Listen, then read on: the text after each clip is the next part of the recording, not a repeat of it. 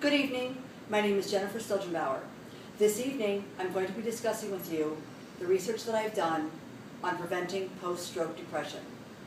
33% of all stroke survivors suffer from some sort of depression. While we as healthcare providers have been shown to be in touch with their sensory and their motor deficits post-stroke, what the research shows us is that we need to be in tune with the patient and how the depression inhibits their recovery. Post-stroke depression has been attributed to extended recovery time, poor response to rehabilitation, delayed return to work, delayed return to social interaction, and indicative of future healthcare needs. The clinical significance of post-stroke depression is just that. Since it delays the return to work, since it inhibits the rehabilitation of the patient, it puts greater demands on the healthcare system and greater demands on the nurses as a whole.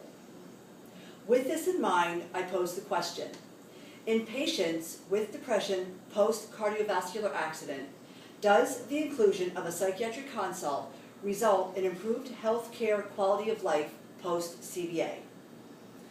My research included using SINHAL, PubMed, Google Scholar, Medline, and the Cochrane Library.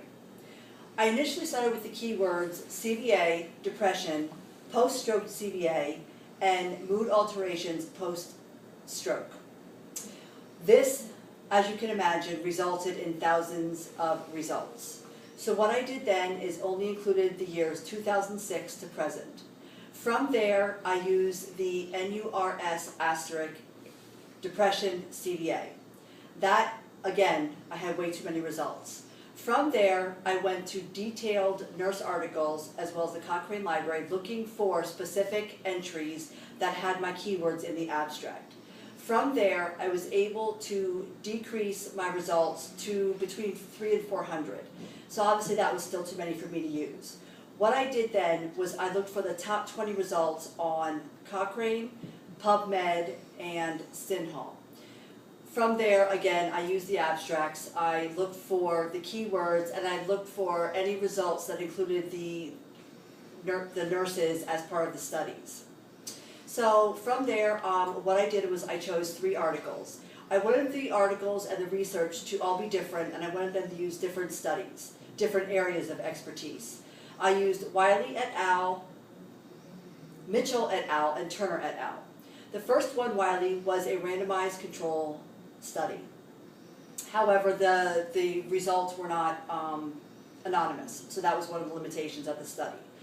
From these studies, a lot of them did have the same results. They did show that early intervention post-CVA does definitely improve the quality of life for the stroke patient. What I was curious to find out is that they did not advocate for the use of pharmaceuticals. As a matter of fact, what they were showing was that given the side effects of antidepressants, combining that with the deficits that the patient might already have from the strokes, they were not advocating for the use of antidepressants. Rather, they were using the behavior modification, nurse interventions, roundtable studies, and therapy groups. They felt that that was more beneficial than pharmaceuticals.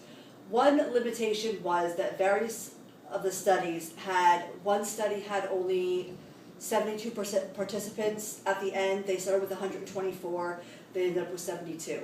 A lot of them dropped off during the study, a lot of them didn't want to continue, some of them had unfortunately passed away. Of these studies, as I said, the research does indicate that early intervention is key. 7 to 10 days seemed to be the optimal time. One of the other limitations of the study is that we needed to develop a tool to be able to question those that have aphasia, which is the inability to speak after stroke, and those that had any other cognitive limitations. We definitely need to approach this with building more tools. In conclusion, what we're looking at is, as I said, the tools are there for us to use. We have different studies that I showed on my synthesis of evidence, the Hamilton D, the Beck Depression Scales. We can use those studies. What they are being used for, however, is only patients that are cognitively aware. As you can see, my references are listed on my PowerPoint for your review. Recommendations for change would be just that.